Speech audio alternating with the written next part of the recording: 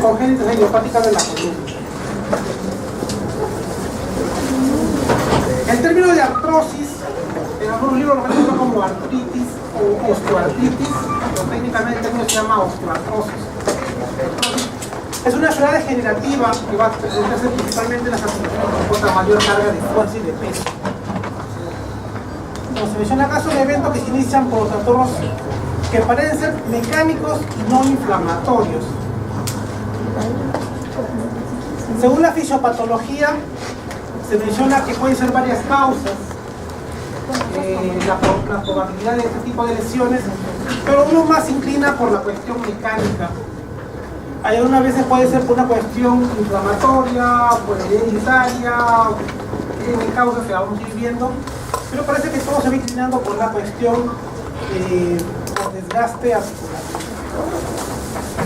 Acá vemos, por ejemplo, un paciente que puede tener, en este caso, una posición adecuada.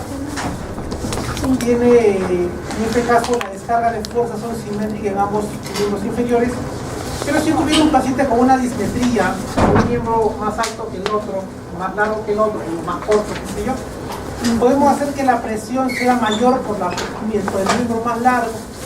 Eso va a considerar una alteración anular en la parte de la columna lumbar, pero el mayor desgaste, la mayor presión, la mayor fuerza de carga que descubre por el miembro, en este caso, el lado derecho, va a condicionar que por una cuestión puramente mecánica, haber mayor fricción, el desgaste pueda ser mayor en esta zona.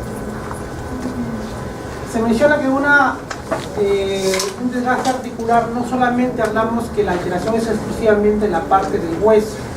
Como se ve en la imagen, también tenemos lo que son las partes blandas, inflamadas, alteradas, como se ve acá. Y nosotros comparamos una articulación, en este caso lo normal con lo alterado, vamos a encontrar la parte de la región, la esclerosis a nivel del hueso subcondral, vamos a encontrar también una sinovia bastante hipertrofiada, igual como una cápsula bastante hipertrofiada. Que esto, técnicamente, una sinovia hipertrofiada nos va a condicionar que haya un derrame articular que también es característico de este tipo de lesiones. ¿Cómo nosotros podemos clasificar ese tipo de patología en las primarias o idiopáticas o de causas desconocidas y la de causa secundaria que es producto de algún tipo de lesión previa a la lesión articular? Secundaria, como se dice, pues casi siempre por algún tipo de fractura, algún tipo de lesión, algún tipo de desgaste antiguo en esa articulación. Si nosotros nos podemos a determinar las articulaciones que soportan mayor carga de fuerza y las que se lesionan con mayor frecuencia, tendríamos primeramente lo que es la cadera y lo que son las rodillas. Técnicamente son las dos más frecuentes y de tratamientos más diversos que se pueden dar para darles algún tipo de tratamiento específico y determinado.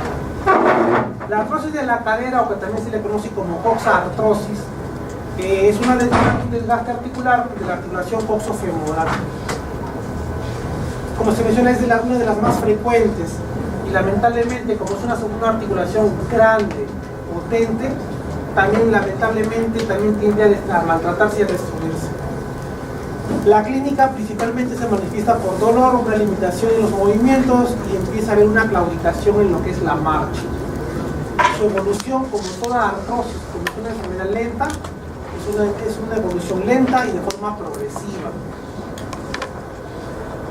Según la fisiopatología, pueden haber diferentes tipos de posibilidades que nos pueden condicionar a algún tipo de enfermedad. Podemos tener, por ejemplo, una articulación anatómicamente mal formada, como en este caso una displasia de cadera o una coxavalga, y nos va a condicionar a futuro con una incongruencia articular lo que es una artrosis, en este caso una coxartrosis.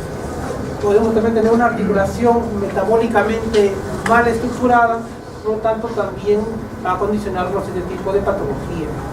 Pero también podemos tener una articulación sana, pero con un exceso de peso o una carga de fuerza mayor, que también probablemente cualquiera de estas tres posibilidades clínicas nos va a condicionar la misma lesión. Como se menciona, la clasificación primaria de causa no conocida es la más frecuente. Algunos lo consideran como que la articulación se tiende a envejecer, pero va a depender mucho también de la actividad física de la articulación. La secundaria, eso sí, debido a lo que son fracturas acetabulares, displasias, enfermedades metabólicas o vasculares, nos va a dar la probabilidad de tener un agente en el cual técnicamente va a ser la responsable de esa deformación. Como se ve en la imagen, tenemos una enfermedad de Perthes o una enfermedad de Leccal-Perthes que condiciona una necrosis vascular de la cabeza femoral, condicionando que esta cabeza se vaya a fragmentar y se haga lo que se llama una coxa plana, que no es congruente o coherente con la parte acetabular. Por lo tanto, si no hay congruencia, el desgaste va a ser mayor. Acá vemos una alteración por una artritis reumatoidea, articulaciones bastante deformadas, cabezas totalmente deformadas. Técnicamente y anatómicamente, si ustedes se acuerdan, el eje acetabular en relación a la parte acetabular, el ángulo cérvico-diaficiario, el nivel del fémur, en este caso cuello y el diáfisis, es mayormente de 130 grados. Acá no tenemos 130 grados, tenemos más o menos un promedio de unos 100 grados más o menos, y tenemos una cabeza totalmente destruida, parte de la cabeza está por la parte posterior. Tenemos la posibilidad de que la parte del trocánter mayor pueda ascender y pueda deformar y pueda producir mucha limitación. En este caso es una coxartrosis bilateral. Igualmente acá, cabezas totalmente deformadas. Técnicamente el trocánter inferior debería estar más o menos a esta altura de acá, están acá, está acá. Por lo tanto son pacientes que tienen una limitación muy marcada y probablemente un dolor muy intenso. Según la anatomía patológica de este tipo de lesiones, se menciona de que el sello característico para nosotros decir esto es una artrosis tiene que haber lo que es el famoso osteofito. El osteofito vendría a ser la degeneración articular para nosotros poder definir este diagnóstico. Yo puedo tener muchas lesiones, pero si no encuentro un osteofito, todavía no lo puedo catalogar como un diagnóstico de una artrosis. La fisiopatología, como se menciona, va a haber un aumento de la presión en la parte del hueso subcondral, que va a ceder y se va a esclerosar. Al esclerosarse, un hueso esclerótico va a ser un hueso, como se dice, muy blanquito, muy pintadito, como se ve en la imagen anterior. Este hueso subcondral va a ceder y va a conllevar las famosas geodas. Estas geodas van a ser como unas pequeñas burbujas que le van a ir destruyendo, van a ir creciendo, y estas múltiples versiones de este tipo de lesión, que son los famosos pseudoquistes, van a condicionar que haya la famosa esclerosis subcondral.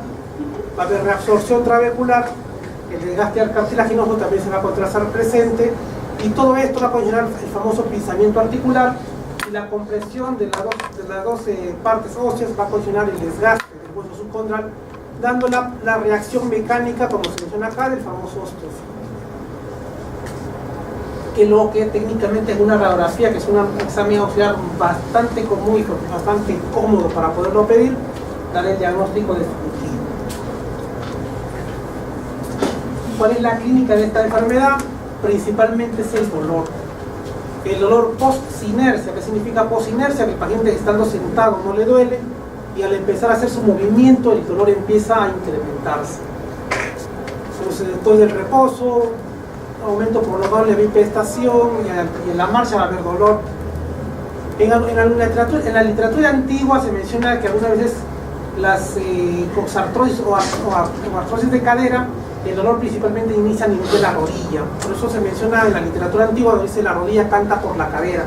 Entonces algunas veces los pacientes pueden venir por un dolor de rodilla, pero hay que tomar radiografía de rodillas y de pelvis, técnicamente, para descartar cualquier lesión. Si yo tengo una lesión de rodilla, probablemente también de la cadera también se encuentre presente. Va a haber una disminución en la movilidad, la rotación interna, la abducción y la flexión. Es una posición antálgica para tratar de limitar un poco lo que es el dolor.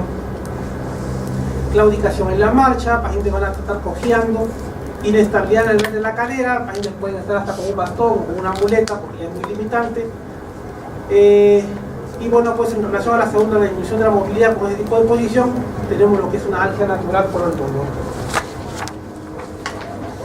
Los estudios complementarios, principalmente lo que es el examen de laboratorio para dar un diagnóstico diferencial y poder encontrar, si es posible, hablar a lo mejor de una artrosis secundaria por algún tipo de enfermedad sistémica. para hacer algún tipo de descarte, ¿no? La radiología es el examen que técnicamente nos da la probabilidad y la posibilidad del diagnóstico definitivo.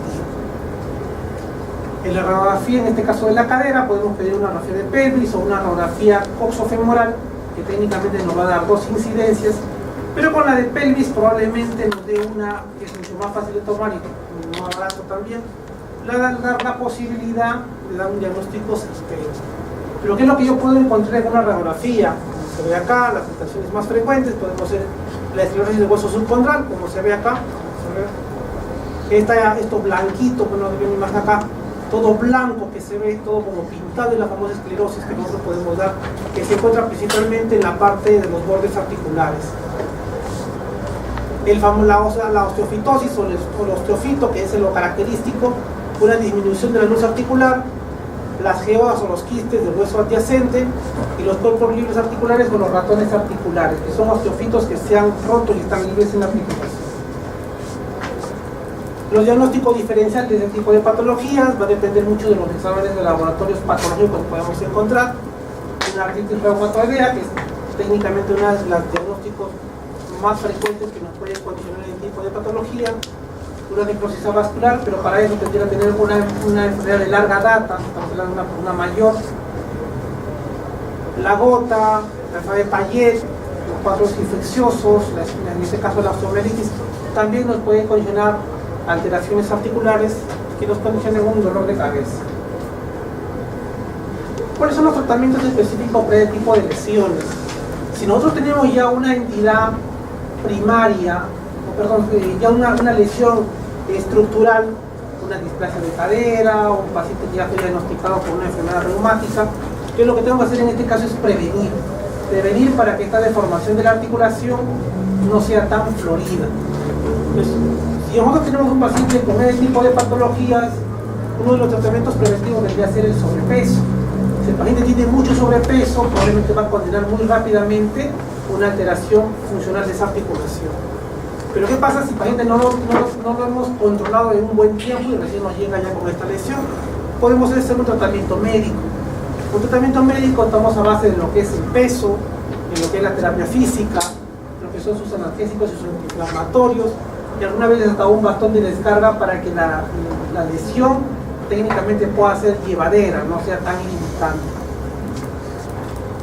Pero si técnicamente, haciendo prevención y haciéndome una cuestión médica, no hacemos que el dolor pueda ceder, recién pasamos a una cuestión quirúrgica.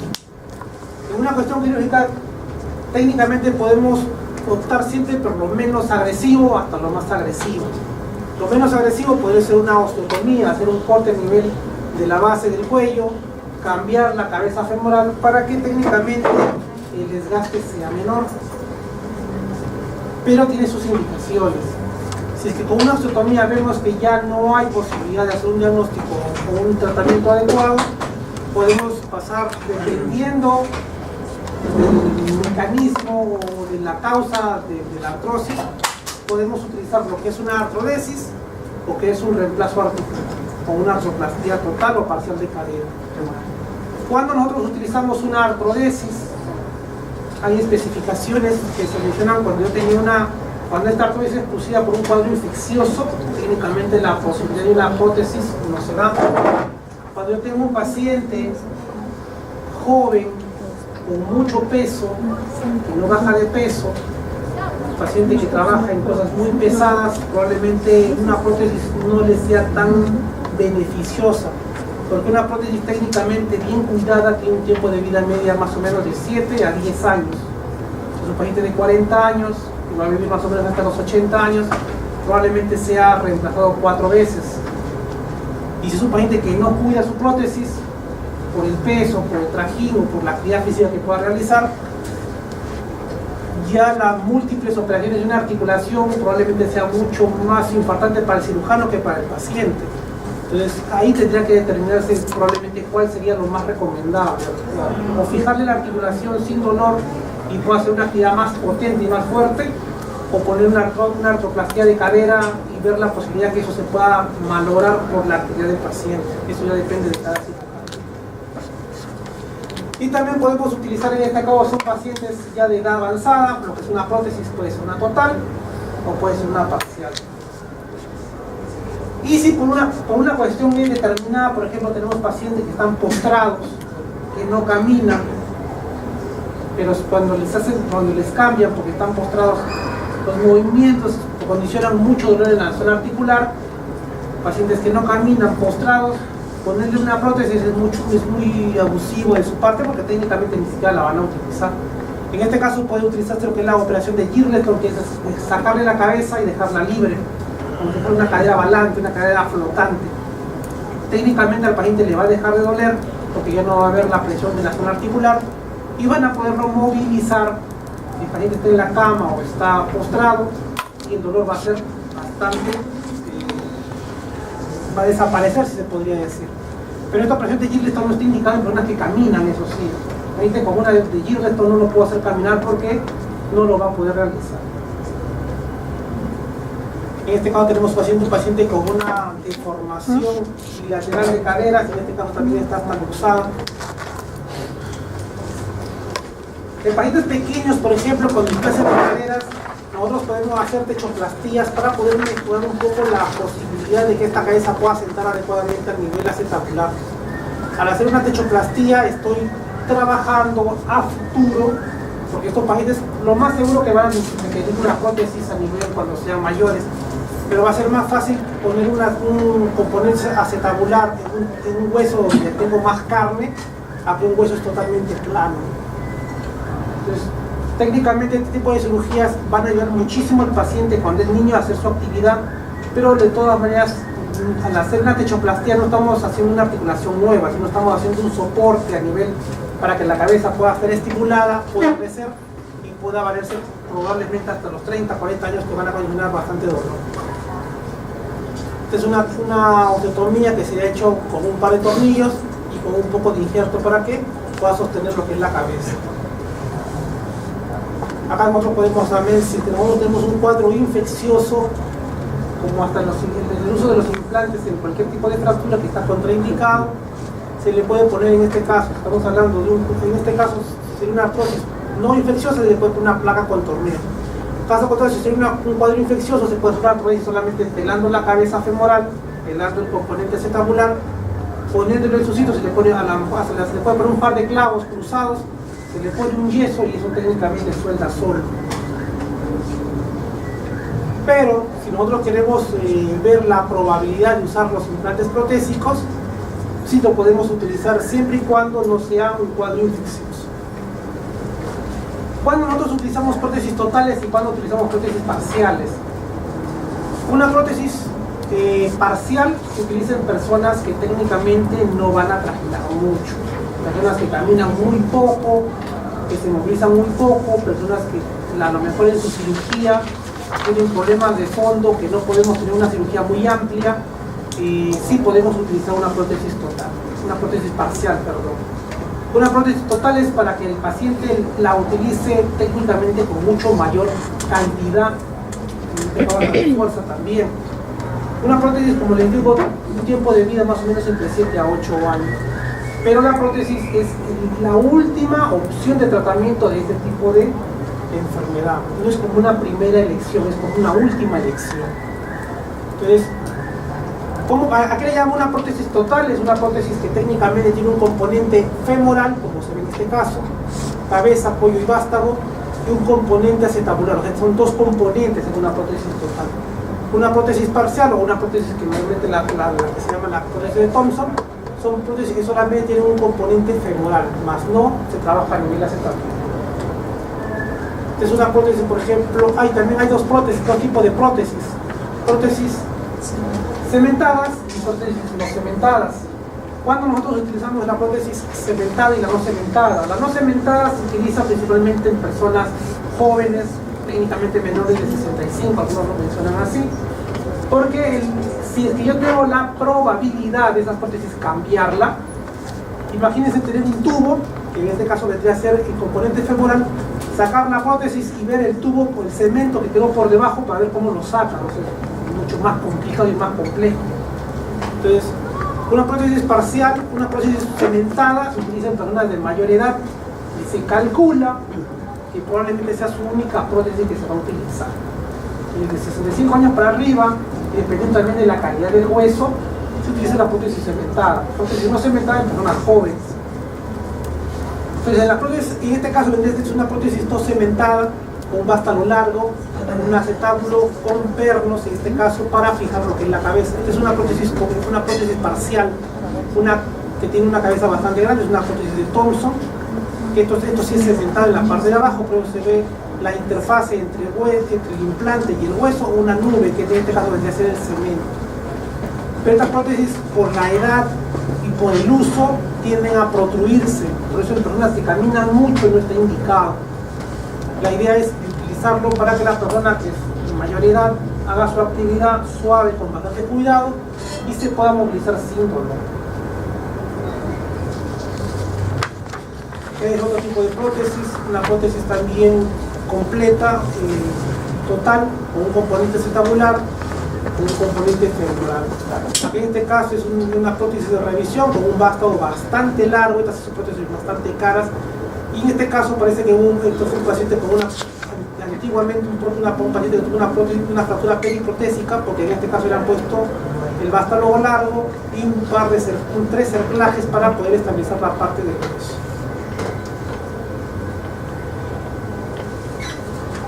Ahora vamos a hablar de lo que es rodilla. Rodilla técnicamente tiene más o menos la misma figura, pero la rodilla lamentablemente es una articulación muy grande, muy potente, pero desprovista de protección, muy vulnerable a las lesiones. Entonces, tengan presente que en la rodilla tenemos tres compartimentos: el compartimento fémoro-tibial interno, fémoro-tibial externo y el fémoro-patelar, que se ve en la radiografía lateral. De estos tres compartimentos, la gonartrosis o artrosis de rodilla afecta principalmente el compartimento interno, como se ve en este caso. Por eso en las radiografías, siempre cuando vemos este tipo de pacientes, hay que tomar radiografías con el paciente parado, no echado, porque al pararlo yo veo la presión y voy a condicionar y voy a determinar de que la compresión o el pinzamiento de este espacio se va a encontrar presente.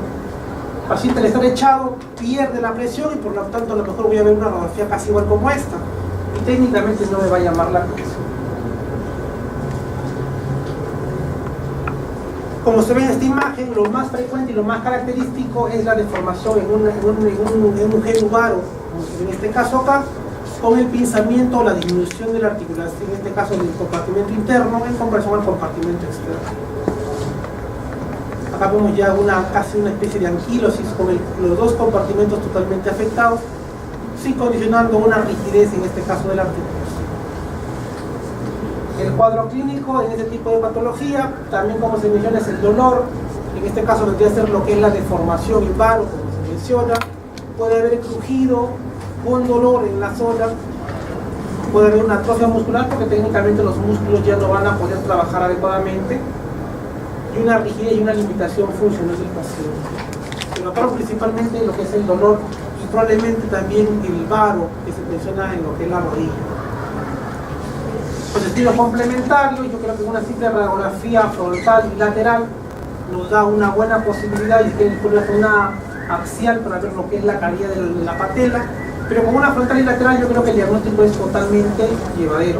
Pero sí, radiografías parados para poder dar un diagnóstico certero. Si nosotros estamos pensando en una probabilidad de infección, una gamografía ósea puede ser una posibilidad de diagnóstico para no meternos en un terreno infeccioso y poner una prótesis. Una tomografía ya me parece muy abusivo, una resonancia peor, pero al indicar una punción articular normalmente nos podría dar la probabilidad de estar hablando de un cuadro infeccioso crónico, una inflamación crónica, un problema infeccioso agudo o biógeno. La artroscopía, para lo que es esto, no me convence mucho, pero también está descrita. No me convence mucho porque si yo tengo una articulación bastante maltratada y meter el artroscopio solamente a sacar un par de cositas y limpiar, técnicamente no va a servir mucho para el beneficio del paciente, pero está descrito en la realización. Un diagnóstico diferencial, lo que es una artritis reumatoidea, un examen de laboratorio lo puedo diagnosticar. igualmente la gota con un ácido úrico elevado, también puede ser diagnosticado, o una artritis séptica, que eso ya es una cuestión clínica puramente, dar un diagnóstico. Pero en este caso hay una artritis séptica, la condición de hacer una artroplastia estaría totalmente contraindicada. El tratamiento, como se menciona, el tratamiento médico, bajarlo de peso al paciente para que el desgaste sea menor, terapia física para tratar de mejorar un poco lo que es la funcionalidad de la articulación, algunos antiinflamatorios, y acá viene lo que es la famosa infiltración. Las famosas infiltraciones tienen sus beneficios y tienen sus contras. Eso lo van a decidir ustedes porque ustedes probablemente lo van a infiltrar. Un paciente que tiene un diagnóstico definido, pero tiene un dolor muy intenso y por una cuestión X no se puede operar, probablemente sí valdría la pena hacerle una infiltración.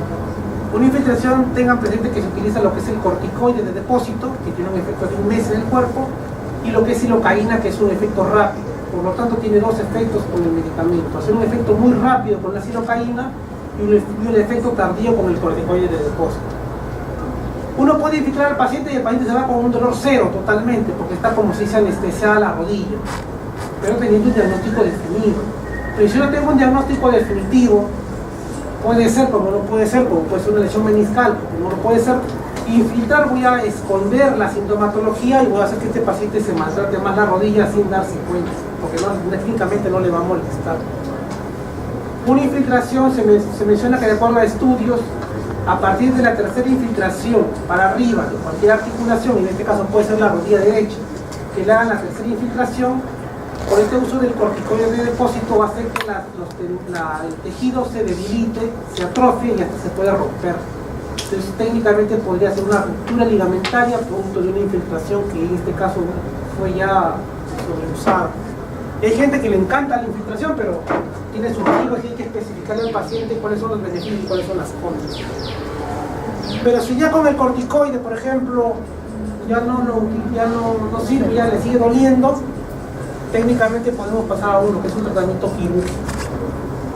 Aquí la famosa limpieza artroscópica, como digo, para mí es un saludo a la bandera, pero no tiene mucho beneficio. ¿Cuándo nosotros utilizamos lo que son osteotomías? Las osteotomías nosotros las podemos utilizar siempre y cuando de los 3 compartimentos que yo tengo uno afectado, el compartimento femoro tibial interno, y tenga una buena flexión y extensión. Porque si yo no tengo una buena flexión y extensión y le pongo una osteotomía, solamente estoy cambiando el eje frontal del paciente, pero no va a poder extenderlo, por lo tanto le va a ser limitante. Pero si yo tengo ya más de 2 compartimentos afectados y hay una paciente que ya no puede flexionar la rodilla, también en este caso debería ser lo que es dependiendo de la causa, puede ser una artrodesis o puede ser un reemplazo total de rodilla. Por ejemplo, esta es una osteotomía que se hace con el compartimento pinzado en el compartimento interno. Se hace como si fuese una osteotomía con base externa y uña interna, como si se saca con un pedazo de pizza, con un triángulo, se levanta y técnicamente hace que el eje que se estaba yendo al varo mejore y por lo tanto que el desgaste se dé simétricamente en ambos compartimentos. Al hacer una osteotomía no significa que lo estoy curando, sino estoy alargando para que técnicamente esa rodilla no se le ponga una prótesis por lo menos. Una buena osteotomía le puede durar más o menos entre unos 7 a unos 15 años, que técnicamente es una buena posibilidad. Acá se ve la técnica en la cual se hace la osteotomía por encima de la inserción del tendón rotuliano. Se hace un corte, se saca un pedacito de pizza, se levanta y mejoramos lo que es la descarga de fuerza. Cambiamos el eje para poder adecuar. Técnicamente lo más frecuente es el genuvaro. Al tener un genuvaro, la osteotomía se hace por debajo de rodilla. Cuando yo tengo un genuvalgo, la osteotomía se hace por encima de rodilla. Pregunta de examen, ¿no? Pero si nosotros tenemos la posibilidad de que no podemos hacer una osteotomía por tener un problema infeccioso X, podemos optar por lo que es la artrodesis.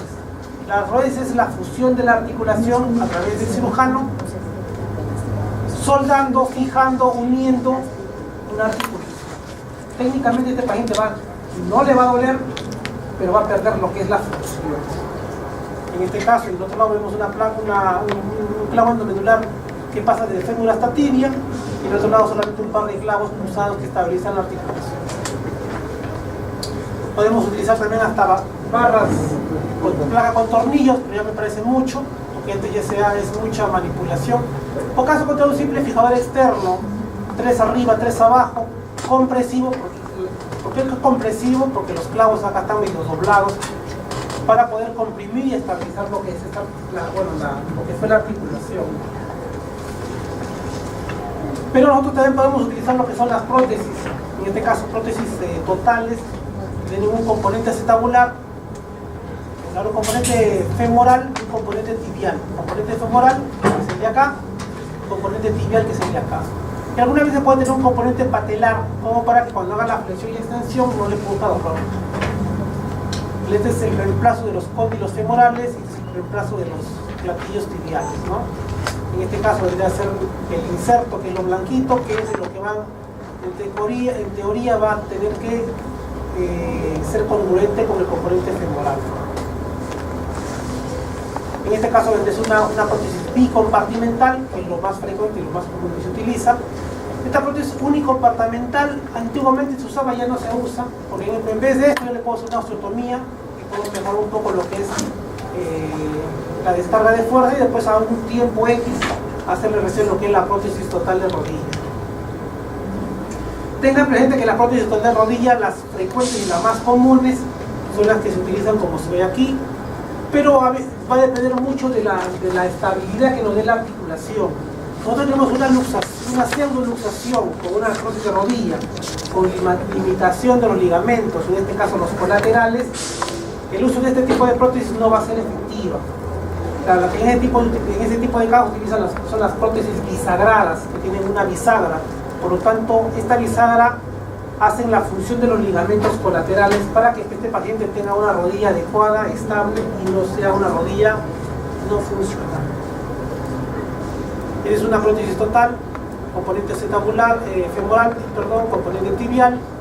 Acá la han estabilizado con un palo de tornillo, probablemente sea rajado.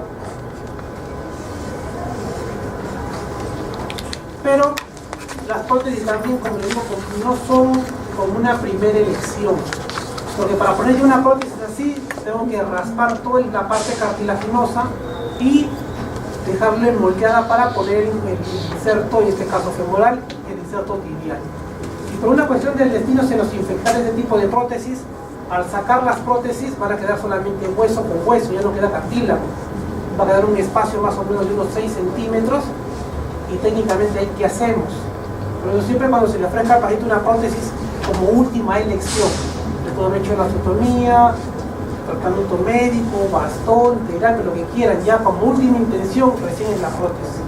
Porque también si en este paciente tenemos una fractura, porque este hueso es un paciente medio osteoporótico, tiene una fractura periprotésica, el tratamiento es mucho más complejo. Acá tendría que tener un clavo trabado retrógrado para estabilizar lo que es la lesión ósea que tiene acá. Podemos tener un paciente que tiene ligamentos muy inestables, como en este caso, que se luxa, no funciona la prótesis. Entonces, en este tipo de pacientes tenemos que utilizar las prótesis bisagradas para que nos pueda estabilizar adecuadamente esa articulación. Porque una prótesis que tiene esta posibilidad con ligamento cruzado posterior aparentemente lesionado porque el fragmento se va hacia atrás y en este caso los laterales muy alterados, técnicamente es una prótesis que no se va a utilizar, no va a servir, va a ser más incómodo, va a ser imposible. Pero también hablando de lo que son artrosis, también una de las lesiones principales también es a nivel de la columna. La espondiloartrosis es una degeneración articular principalmente de la zona lumbar, que técnicamente es la que soporta mayor carga de fuerza. Aquí lamentablemente el tratamiento alguna vez puede ser solamente la artrodesis, pero hay que determinar si vale la pena atravesarlo o no. Porque en este tipo de pacientes específicamente yo no le voy a atravesar toda la columna de la lumbar, si tenemos deformaciones, en este caso una escoliosis, pero van a tener que, para atravesar, trabajar principalmente por cada articulación. Y aquí hay que ser bastante específico para no dejarla rígida a la paciente y limitarla mucho más. En este tipo de pacientes el tratamiento lamentablemente solamente son algunos asintomáticos para el dolor, para la inflamación y para que tenga una buena calidad de vida. Pero para este grado son pacientes que ya están casi en la fin. Ahora pasamos por el otro tema, que es lo que es las afecciones congénitas de la columna vertebral. Este es el famoso árbol de Fabry, que es el símbolo de la ortopedia. Y lo que nos da la posibilidad de decir, ortopedia significa el niño recto, tratar de enderezar al niño.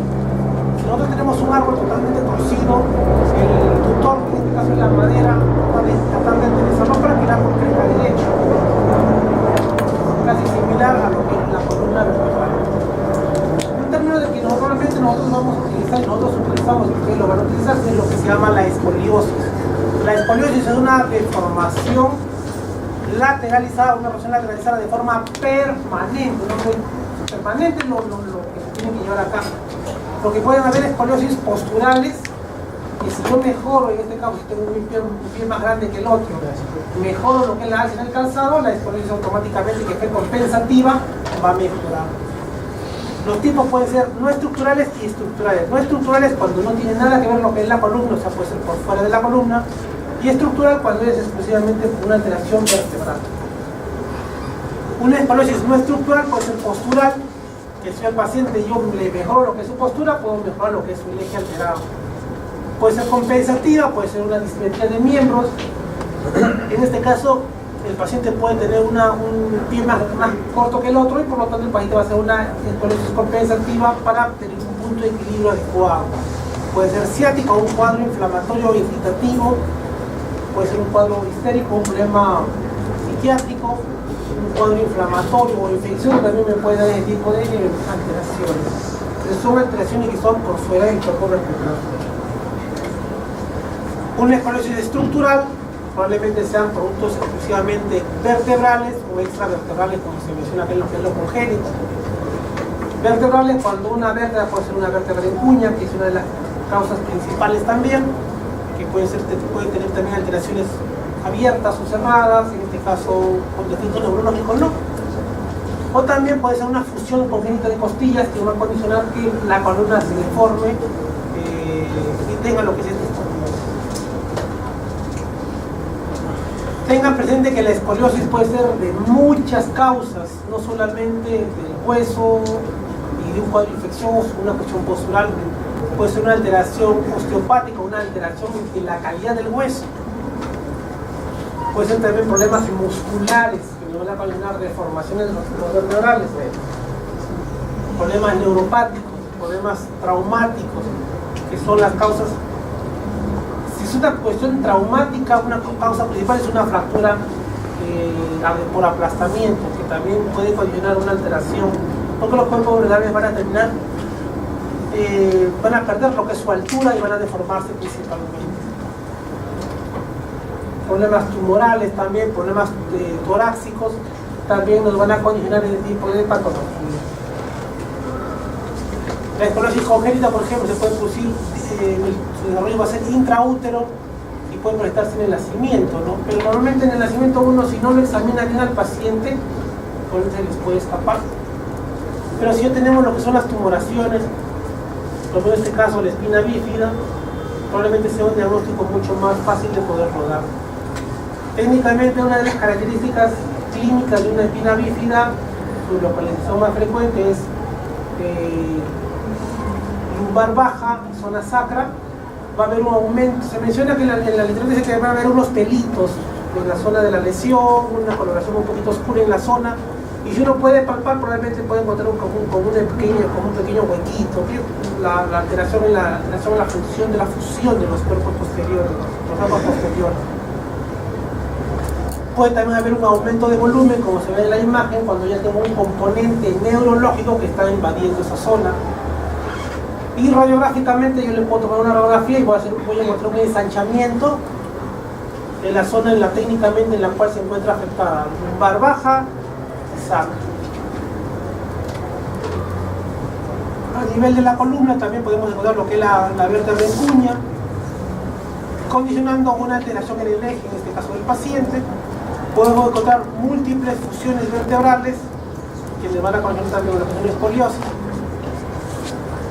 o múltiples deformaciones que nos van a condicionar aparentemente una columna derecha, pero funcionalmente muy alterada y muy limitante. En este caso tenemos un paciente con una escoliosis dorsolumbar, pero este paciente, para tener un punto de equilibrio adecuado, tiene una escoliosis compensativa en la parte superior y en la parte inferior tiene una flexión de la rodilla. Este tipo de posibilidad del paciente hace que tenga un punto de equilibrio adecuado, no se caiga, pero esté técnicamente como una S itálica, como una clavícula. Condicionante en este caso, dolor, en este caso con una contractura del trapecio, como se ve acá, y el dolor de rodilla, principalmente en la cual va a soportar mayor carga de fuerza. Radiográficamente podemos encontrar lo que es una vértebra en cuña, y si técnicamente no tenemos la familiarización de ver una radiografía, podemos mirar una tomografía o hasta una resonancia para dar un diagnóstico totalmente certero y totalmente definitivo. La esclerosis idiopática también, clasificación infantil, juvenil o adolescente, según la idiopatogenia, puede ser intrínseca o extrínseca. Intrínseca cuando específicamente tiene que ver con los columnos vertebrales, y la extrínseca cuando no tiene nada que ver con esto. Esta es una resonancia magnética en la cual nosotros vemos una escoliosis, en la cual podemos también en esta imagen poder determinar si hay compresiones a nivel de los campos pulmonares, en este caso colapsos, que también nos puede conllevar algún tipo de alteración al paciente. También cuando nosotros tenemos una escoliosis, vamos a tener presente que cuando hacemos el examen físico al paciente, que tiene con el dorso desnudo, vamos a encontrar un aumento de volumen en la zona de los cuerpos de las costillas, y hay que diferenciar esta imagen, en este caso al examen físico, con la contractura muscular. Como acá en solo en la zona cóncava y en la zona convexa. Siempre las escoliosis se diagnostican de forma accidental cuando el paciente tiene que tomarse su radiografía tórax para cualquier tipo de trabajo, como una cuestión de rutina, y pueden ver los espacios intercostales bastante comprimidos en un lado y bastante amplios en el otro. Por tanto, se pueden dar una posibilidad de algún tipo de escoliosis. Pero tengan presente que la escoliosis puede ser, como se dice, compensativa, puede ser por un problema muscular. El paciente puede venir con una contractura muy severa y le toman una radiografía y sale totalmente torcida. Por eso, estos pacientes tienen que tomarse radiografía cuando estén bien relajados, bien descontracturados, para que no nos den un falso positivo. Una simple radiografía frontal probablemente nos pueda dar una buena posibilidad de tratamiento. Estamos hablando de una escoliosis pura, pero en la radiografía tenemos diferentes tipos de incidencias que nos pueden orientar con mayor exactitud a qué nos estamos enfrentando. ¿Cómo nosotros podemos evaluar una escoliosis? Con lo que es el método de Cox. El método de Cox nos da la posibilidad de poder ir viendo en qué tanto se está deformando el paciente. Como se ve en esta imagen, en este tipo de escoliosis se toma la vértebra que está totalmente afectada, igualmente en la parte superior, en la parte inferior, se hace un par de líneas y se hace una angulación. Si esta angulación empieza a aumentar dentro de estos 65, empieza a tener 70, 80 o 90, significa que este paciente se sigue deformando. Entonces, este tipo de método nos ayuda a ver la evolución de esta escoliosis y para definir probablemente si va a ser necesario un tratamiento quirúrgico o no.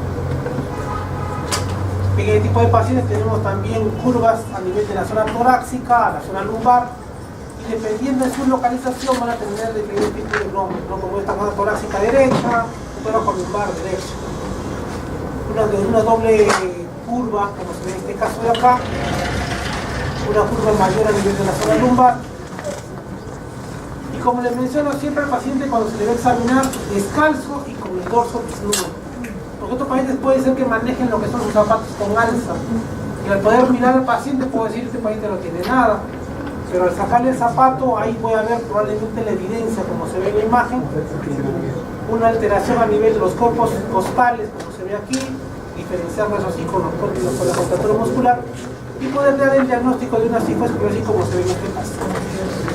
El paciente, el examinador en la parte posterior siempre le dice al paciente que se trate de tocar con los dedos en el punto de los dedos de los pies sin doblar la rodilla de forma lenta y vaya bajando. Así puedo ver en este caso cuando va bajando el aumento en la zona afectada o técnicamente la deformación que se pueda presentar. Igual como se ve en esta imagen, una escoliosis, en este caso con aumento de volumen en la zona del lado derecho. Frontalmente a lo mejor no lo puedo determinar si está derecho, a lo mejor está con fuerza en el calzado, no se ve muy bien, pero al hacer los movimientos probablemente sí se va a hacer mucho más evidente la deformación. Antiguamente se utilizaba lo que era el uso de la plomada, agarraba uno una simple soga con un peso y lo ponía como los famosos albañiles para ver lo que es más o menos el eje. En este tipo de pacientes podemos tener también encontrar lo que es una pelvis basculada, como en este caso, y vamos a encontrar que el eje se va a encontrar totalmente desviado, igualmente como en este caso. Este es otro paciente con una escoliosis bastante marcada, ya mirándolo, uno ya se puede dar una evolución como está, y esto sí técnicamente es bastante limitante. ¿Cuáles son los tratamientos mayormente de este tipo de pacientes? Podemos utilizar dos tipos de tratamientos, los ortopédicos y los quirúrgicos. Los ortopédicos, técnicamente podemos utilizar lo que es el corsé de yeso, el corsé de Milwaukee, las tracciones que antes se utilizaban pero ya no se utilizan, o los tratamientos quirúrgicos. En este caso vendría a ser lo que es la artrodesis de los grupos vertebrales que se encuentran afectados, fusionarlos para poder mejorarlos. Pero también se utilizan lo que son las barras de estabilización, que puede ser la barra de Harrington o la barra de Huntington. Este es un paciente con una cifoescoliosis bastante marcada. Tiene el corsé de Milwaukee, que tiene en la parte superior se sustenta a nivel occipito-mentoniana, un par de soportes y un soporte en este caso en la zona cóncava, en la zona donde está construyendo más o menos la zona del cuerpo vertebral, para tratar de, como dice, frenar, que no se siga desplazando, y un soporte a nivel de los alerones ilíacos para que esto pueda ayudar parcialmente al paciente. Pero también si ya vemos que los ortéticos o los corsés no funcionan, las barras de metal nos pueden dar una buena posibilidad para poder ingresar al paciente. Tenga presente que este tipo de pacientes, el uso de las barras, en este caso, van a conllevar mucha limitación funcional. El paciente va a estar derechito, pero no va a poderse flexionar, porque las barras van a conllevar la limitación, igual como del otro lado. Pero también podemos utilizar lo que son placas con tornillos tipo bullock, que son unos tornillos más grandes, más anchos, solamente afectando al cuerpo vertebral afectado que está condicionando el mal eje. Por lo tanto, si yo lo estabilizo con dos hacia abajo y dos hacia arriba, el eje se va a encontrar adecuadamente adecuado, y este paciente sí va a poder hacer un poco más de actividad funcional sin mucha limitación. Esta barra de todas maneras tiene que salir para que el paciente pueda volver a su posibilidad adecuada. Este es un paciente como al inicio que se vio, este es el mismo paciente después de operarse. Pero no significa que en una cirugía se consigue el resultado final. Este paciente tuvo que haber pasado entre 6 a 7 cirugías para recién llegar a un tratamiento definitivo. Por lo tanto, es un paciente que va a tener un tratamiento bastante largo, bastante caro, bastante tedioso y bastante incómodo. Pero al final nosotros podemos hacer que el paciente quede derechito, pero funcionalmente va a encontrar alterado, porque no va a tener una buena flexo-extensión, porque por aquí ya que han tenido que funcionar por lo menos 3 hasta 5 vértebras, cuerpos vertebrales, para poder adecuar adecuadamente al paciente en una posición derecha. Otra alteración vendría a ser lo que es la cifosis. La cifosis vendría a ser lo que es la famosa joroba. Van a haber dos tipos de cifosis, las que son de gran radio de curvatura y las de pequeño radio de curvatura. Y eso va a ser importante para la clasificación que nosotros vamos a ir utilizando. Cifosis de gran radio de curvatura, que es una de las posibilidades más frecuentes en el adolescente, que podría ser una cuestión postural, porque bueno, algunas veces el paciente puede ser más alto, en los hombres es porque algunas veces uno es más alto y los hombres son más bajos, entonces uno se tiene que inclinar. En las mujeres puede ser, casi se ve lo que es frecuente cuando empiezan en lo que es la adolescencia y empieza a crecer el busto. Algunas veces la mujer se ruboriza y se trata de esconder, entonces empieza a tener una pequeña cifosis postural. Eso es casi frecuente. Pero también puede haber una enfermedad condicionando una alteración de los conos vertebrales, que es lo que es la enfermedad de Scheuermann. Y también lo que es la cifosis senil, ya con el problema de mayor edad, ya los huesos van empezando a colapsarse y empiezan a ver también su cifosis. Esto no es raro ver a los niños que cargan como 20 kilos, y también en la universidad también, no tanto, ¿no? Estos niños técnicamente deberían utilizar esas mochilas camineras que son con sus ruedas, que son de NER, como dicen, entonces no lo usan. Entonces, el uso de estas mochilas muy pesadas también condicionan deformaciones, pero gracias a ellos tenemos trabajo también nosotros, de cada ellos, ¿no? La cifosis de ángulo agudo, lo más característico es tuberculosis, a menos que no tenga un traumatismo. Entonces, una cifosis de ángulo agudo hace que una vértebra se pueda colapsar. Si es por una cuestión traumática, es una vértebra en cuña, por un aplastamiento vertebral. Pero si no es un traumatismo, es TBC, hasta no demostrar lo contrario, a menos que sea una cuestión tumoral. Una vértebra anterior es bien rara, es más lateral para que condicione escoliosis, pero no para una cifosis. Pero un cuadro inflamatorio que es una TBC, que es la coloración más frecuente, es dorsal baja y lumbar alta, es una de las causas principales y frecuentes de este tipo de ángulo agudo. Raquitismo y osteoporosis puede ser, pero no es frecuente. Una cuestión tumoral metastásica también podría ser, pero la cuestión traumática por una fractura por aplastamiento también es muy común, pero siempre hay que tener el antecedente del accidente traumático. Acá tenemos un paciente con una cifoescoliosis, una cifosis con un ángulo agudo, un ángulo de gran radio de amplitud. Acá tenemos pacientes que, dependiendo de la alteración de los copos musculares, de los componentes musculares, podemos tener en este caso una columna normal, como la verdecita, una alteración a nivel de una curva con gran radio de amplitud, que es una enfermedad de Scheuermann. Podemos tener también contracturas múltiples, condicionando en este caso una columna bastante maltratada, con una flexión de caderas y de rodillas. Trastornos neuromusculares, en la cual tenemos una columna totalmente derecha, o distrofias musculares, condicionando deformaciones totalmente inadecuadas en lo que es la columna. Que la enfermedad de Scheuermann, como se dice, es una etiología de causa desconocida, aparece principalmente en la gente adolescente y predomina más en el sexo masculino. La patología de este tipo de enfermedad es la afectación de 3 o 4 vértebras dorsales. Supone que las vértebras son del tamaño más o menos, vamos a ver acá, como unos cuadraditos, como se ve aquí. Pero la enfermedad de Scheuermann, lo que condiciona es que la altura de la parte anterior sea menor, entonces esta vértebra va a estarse como una especie de rombo, como se ve acá.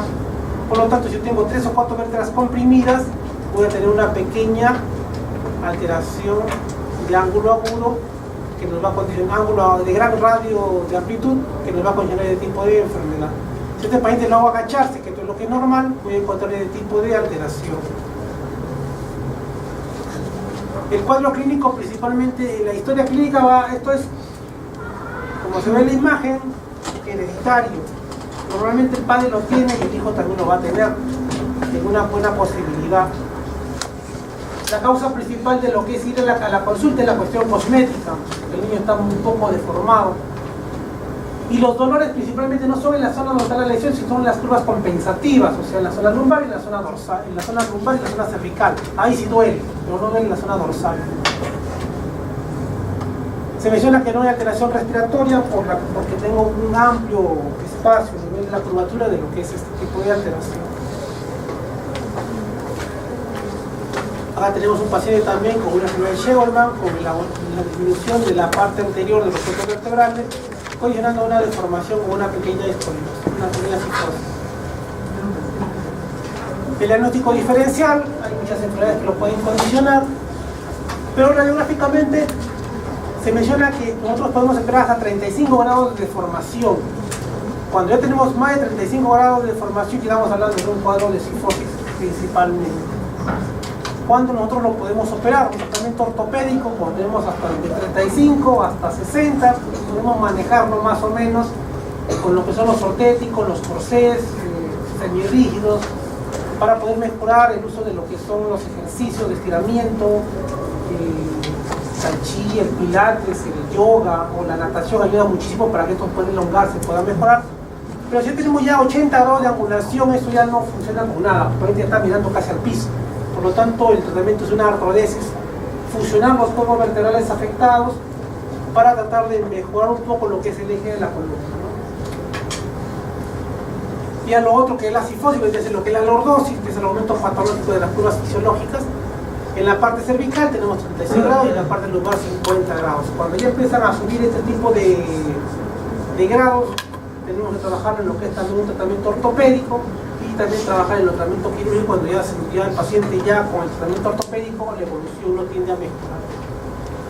Pero para este tipo de patologías puede haber muchas causas y de acuerdo a las causas hay que tratar de buscar. O sea, encontrar una lordosis muy marcada es bastante evidente, pero hay que determinar por qué, de dónde se está originando este tipo de alteración. Otra de los problemas a nivel de la columna puede ser lo que es las sacrolumbalgias, o las lumboceratálgicas, las lumbalgias o las ciáticas, como se le llama. Este tipo de patología técnicamente es una de las lesiones más frecuentes que se van a encontrar ustedes en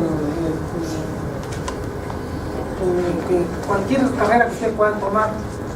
Condiciona casi un 30 o un 40% de la atención traumatológica que va por la consulta.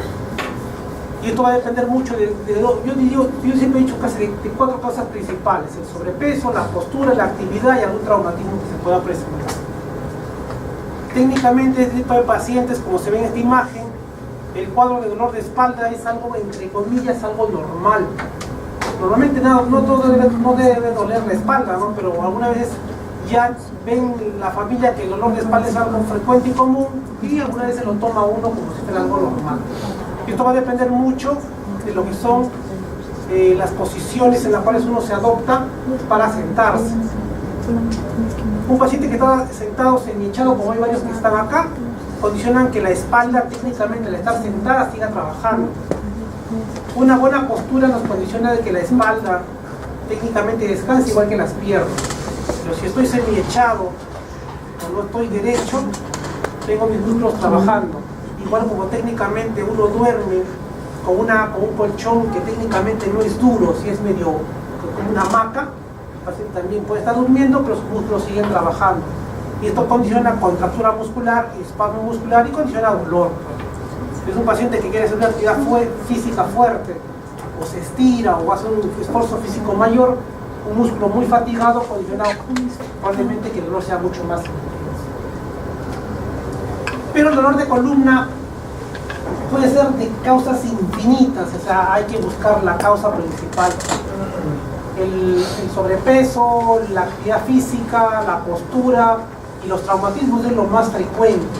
Pero si es que yo no tengo ese tipo de factor que me condicione ese tipo de patología, hay que buscar qué cosa es lo que puede ser.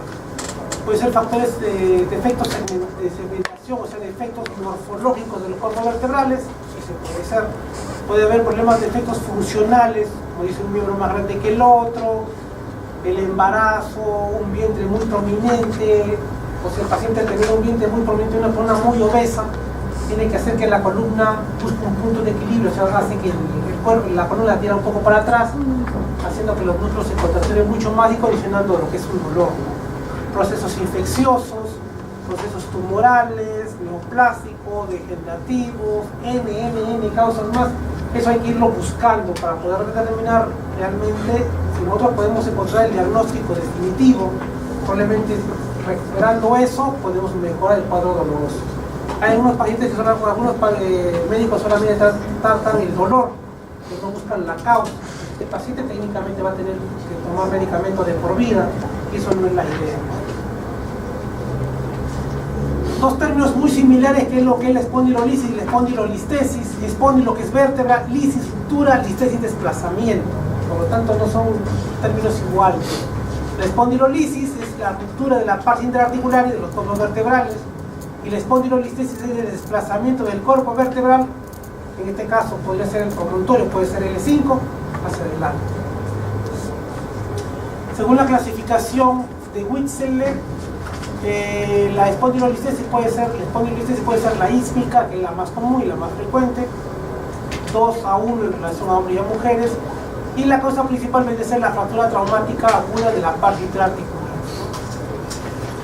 Según el desplazamiento de la espondilolistesis, según Meyer-Lee, va a depender mucho del grado para poder determinar, en este caso, grado 1, si no hay desplazamiento, grado 2, cuando tengo un desplazamiento de 1 al 25%, grado 3, un desplazamiento del 25 al 50%, grado 4, cuando tengo más del 50% al 75%, y grado 5, cuando tengo un desplazamiento de más del 100%.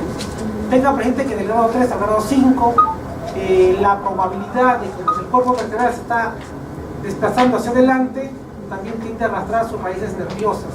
Por lo tanto, la lesión neurológica, el dolor intenso que se puede presentar, es muy alta la probabilidad. Grabes esta imagen porque es lo más frecuente. La espondilolisis, lo más frecuente es un 82% en L5. El porcentaje va disminuyendo dependiendo cómo vaya subiendo. O sea, el más frecuente es en L5 la espondilolisis. La espondilolistesis también más frecuente en L5 porque el desplazamiento se va hacia adelante, como se menciona acá.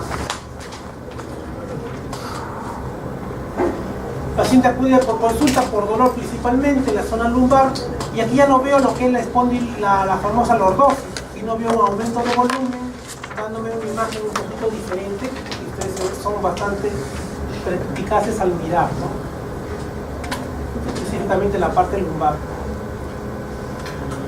El cuadro clínico en el examen físico, la inspección es lo que nos va a dar una buena posibilidad de diagnóstico para poder pedir recién los exámenes auxiliares. Como les mencioné, la zona va a haber una pequeña deformación en la zona lumbosacra, o sea, la parte de la lordosis que normalmente se ve va a estar aumentada de volumen, una cintura pélvica bastante ancha, y el diámetro ilíaco va a ser mayor que el diámetro vitrocantérico. Eso lo vamos a ver en una imagen posterior. A la palpación, contractura de los músculos paravertebrales, en la zona lumbar y la zona glútea, y si el paciente es bastante delgado, uno puede palpar a nivel abdominal la prominencia del cuerpo vertebral que está migrando hacia la parte anterior. El examen neurológico va a depender mucho de qué tan desplazado está el cuerpo vertebral para que haya lo que es la hiperreflexia, alteraciones neurológicas principalmente. Normalmente el diámetro bilíaco es más pequeño que el diámetro vitrocantérico, pero al nosotros tener este tipo de alteraciones se va a invertir, el diámetro bilíaco va a ser mayor y el diámetro vitrocantérico va a ser menor. Por lo tanto, el vértice, en este caso la base está en la base de los pies y el vértice en la parte de la cabeza, se va a inclinar obteniendo la base hacia arriba y el vértice hacia abajo. Nosotros, ¿cómo podemos dar un diagnóstico adecuado de una espondilolisis? ¿Se puede dar por lo que se llama una radiografía simple de columna? No.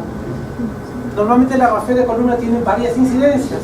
Lo más frecuente que piden es frontal y lateral, pero también tenemos las oblicuas. En las oblicuas yo sí voy a poder determinar la espondilolisis, y no, técnicamente no la voy a poder encontrar. En las radiografías las oblicuas voy a encontrar el famoso perrito, en las cuales voy a encontrar acá como si acá su oreja, su cabeza y su ojo. Acá la cabecita, su oreja, el cuellito, su cuerpo, una patita y la otra. Se menciona que este perrito, cuando está decapitado, porque la parte del cuello coincide con la parte interarticularis, van a tener la posibilidad de poder dar el diagnóstico definitivo. Acá se ve mucho más claro el perrito. Acá tengo su cabeza, su orejita, su cuerpo, una patita, otra patita, y acá parece un rabito, ¿no? Pero no sé. Pero en la parte de acá abajo veo que la cabeza está muy alejada al cuerpo. Esta es una espondilolisis. O sea, como les digo, si es que yo estoy pensando en eso, sí voy a pedir mi radiografía oblicua. Pero si ni siquiera tengo en la mente sobre eso, nunca la voy a pedir, y a lo mejor se me va a pasar el examen. Caso contrario, lo que sí tengo la posibilidad de pedir una tomografía, que también ya un poco más caro y en algunos lugares también no hay, la puedo solicitar tranquilamente para dar el diagnóstico definitivo. Pero cuando nosotros trabajamos en lo que es tratamientos, un tratamiento conservador, cuando fracasa, después del tratamiento ortopédico, qué sé yo, hay muchas cosas que nosotros podemos hacer, pero si el tratamiento conservador ya fracasó, recién vamos al tratamiento quirúrgico. Pero cuando nosotros le podemos ofrecer un tratamiento quirúrgico, Cuando las molestias, con todo lo que se hace, terapia, baja de peso, masajes, lo que sea, pastilla, todo, pero no funciona, probablemente el tratamiento ya viene a ser un tratamiento quirúrgico. Ya cuando el tratamiento conservador también fracasó, ya tiene paciente la esponja y no pasa nada, hay que indicar así el tratamiento quirúrgico. Cuando existe una progresión del deslizamiento, o sea, yo en un tiempo determinado le tomé una radiografía y vi un desplazamiento de un 25%. A los 6 meses veo que ya no son 25, sino tienen 40%, y esto va a seguir avanzando, probablemente el tratamiento quirúrgico se pueda indicar. Cuando el desplazamiento en una primera radiografía es más del 50%, también es tratamiento quirúrgico. Y como también tengo un compromiso neurológico que ya se está evidenciando y ya está condicionando limitación funcional, también es un tratamiento quirúrgico. Y acá lo que se hace es la fusión articular, se devuelve su hueso a su sitio y se lo artroesa para que técnicamente al fusionarse y al no haber movimiento, técnicamente estas molestias puedan desaparecer. Ok. ¿Quién me llegó tarde?